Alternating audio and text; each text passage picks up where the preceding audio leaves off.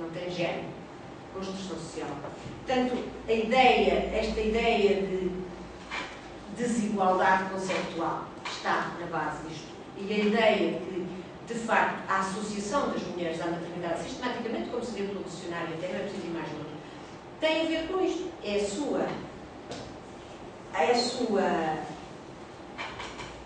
o seu papel. Ou seja, nós passamos do biológico, que é um papel, de facto, para um social, que já não é papel, já é uma construção com base no biológico. Através da predominância do masculino como genérico na linguagem e como global no pensamento, hierarquizamos os seres humanos. E através da invisibilidade sistemática do feminino, que só é pensado com a autonomia quando é necessário marcar o específico e o particular. Ou seja, são as mulheres que engravidam ter os filhos, é uma diferença biológica. O seu papel social é cuidar da reprodução e das tarefas afins, o que induz desigualdade social.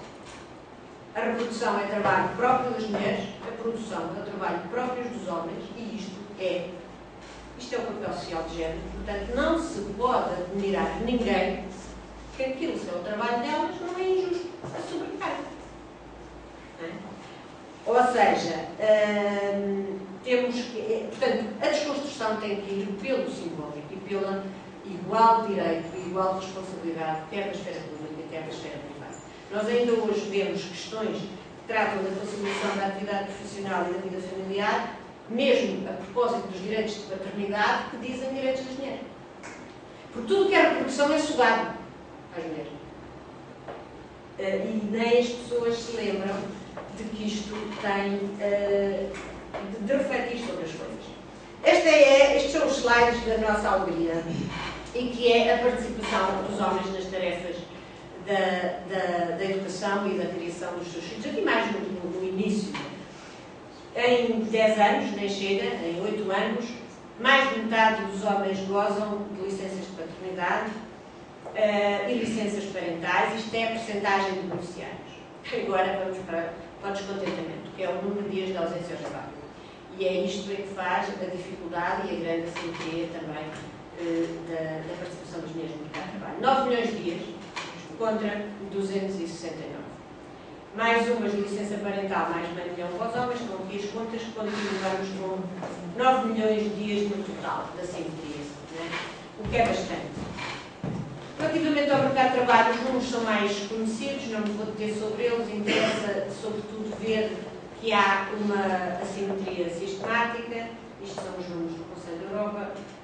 Só vou aqui chegar a este valor, que é os acidentes de trabalho, que é normalmente um slide, que é um valor que é pouco comparado com as ausências por motivos de reprodução. Os acidentes de trabalho por ano são os 7 milhões e tal. Isto é o ano 2006, que são os últimos dados que eu encontrei. Corresponde a que os homens estejam ausentes 5 milhões de dias, não é? Portanto, não são 9, são só 4. Mas mesmo assim ainda é muito. E é aqui que é preciso repartir. É este tempo de ausência de posto de trabalho por causa da reprodução, é aqui que importa trabalhar, acrescentando tempo às licenças por paternidade e ao encorajamento aos homens para isso, em detrimento de mais e mais dias sempre usados pelas mulheres, que na minha perspectiva é uma aparência de bem-estar.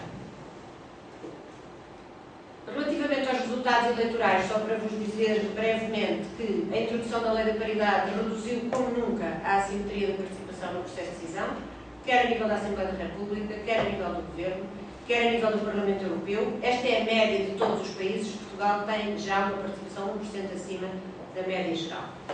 36%, uma participação como nunca houve. O que faz com que Portugal tenha passado para o 10º lugar dos 27, quando estava em 21º, antes destas eleições. Os presidentes da Câmara estão um bocadinho mais fracos. Mas como é presidente, e aqui não entra a lei da paridade, de qualquer maneira é um valor o melhor valor de sempre. Para concluir, será que é importante repensar o cotidiano? A mim parece-me que sim, porque senão não temos cidadania. Porque a cidadania é global e implica a partilha equilibrada da esfera pública e da esfera privada. Quem o diz este ano pela primeira vez, e bem, é a voz autorizadíssima da OIT, aliás, no ano em que faz 90 anos. Quando se falou há bocadinho da Primeira Guerra, eu diria que sim, que era importante por causa da OIT, quanto mais não fosse. E por causa do tripartismo e por causa do muito que faz, que fez e que continua a fazer, designadamente no que respeita à globalização social, por conta à globalização económica, que não temos tempo de detalhar. De qualquer maneira, o lema do 8 de março deste ano foi trabalho e família, a maneira de cuidar é partilhar. O trabalho não remunerado é reconhecido como essencial pela Organização Internacional do Trabalho, a entidade com mais competência no mundo para dizer o que é trabalho. Portanto, quando se diz doméstica e inativa, a gente remete para a OIT. Porque não é, quer dizer, toda a gente sabe, só que não é um trabalho, é um trabalho com valor no mercado, mas só quando ele falta é que a gente sabe. Insistência do OIT no tema. A progressão profissional das mulheres pode sofrer quando elas interrompem a carreira durante mais tempo do que a licença por maternidade por causa dos cuidados à família ou gozam licenças parentais imediatamente após a licença por maternidade. Tivemos a sorte de, por insistência portuguesa este ano, ter nas conclusões, como sabem, a OIT todos os anos tem reuniões tripartidas e tem conclusões acordadas.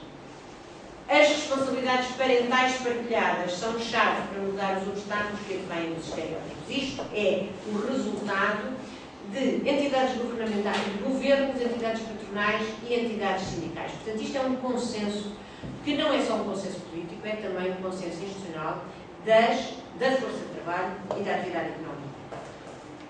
Daí que pode a comunidade educativa promover a participação cívica? Sim, na minha opinião, e na deste fórum, promovendo uma cultura de responsabilidade individual e social, desenvolvendo as capacidades e competências dos indivíduos para exercerem ativamente a cidadania da esfera privada e a da esfera pública, e para generalizar uma cultura de autonomia individual e do cuidado suscetível de assegurar a homens e mulheres a igualdade, a liberdade de escolha da profissão, a liberdade de constituir família, a capacidade de participar no trabalho não pago, a conciliação entre a vida profissional e familiar, incluindo a perspectiva intergeracional e a participação na vida cívica e política, ou seja, cumprindo a Declaração Universal dos Direitos Humanos. Muito obrigada.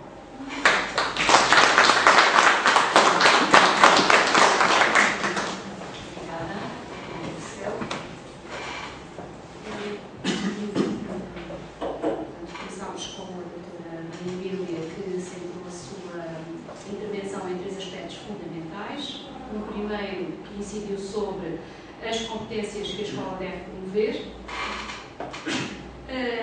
No segundo, como é que estas competências devem ser efetivamente promovidas, e terminou a sua intervenção com a alusão aos recursos que dispomos para aprofundarmos esta matéria. Relativamente à primeira questão, sublinhou fundamentalmente 3 aspectos. A escola deve promover a cidadania local e regional, articulando-a com a cidadania nacional e mundial. Deve também promover a reflexão sobre os direitos humanos e as conquistas que eles representam. E, finalmente, destacou a pertinência da escola de formar e de ensinar o respeito por si e pelos outros. Relativamente à forma como estas competências devem ser promovidas, destacou também 2 aspectos: a promoção de um ambiente não discriminatório e a igualdade de participação. Relativamente aos recursos, deixou para o fim um que me pareceu particularmente importante, o do discurso epistolar como uma primeira referência que permitiu despertar para a importância dos direitos humanos. Relativamente à intervenção da doutora Maria do Céu Cunha Rego, ela começou por nos dar, ou apontar, a teoria que desdobrou depois em 2 propostas para os conceitos. Os 2 conceitos foram a comunidade educativa, que vai para além da escola, e a participação cívica, que vai muito para além da esfera global. Segundo a nossa conferencista, não há cidadania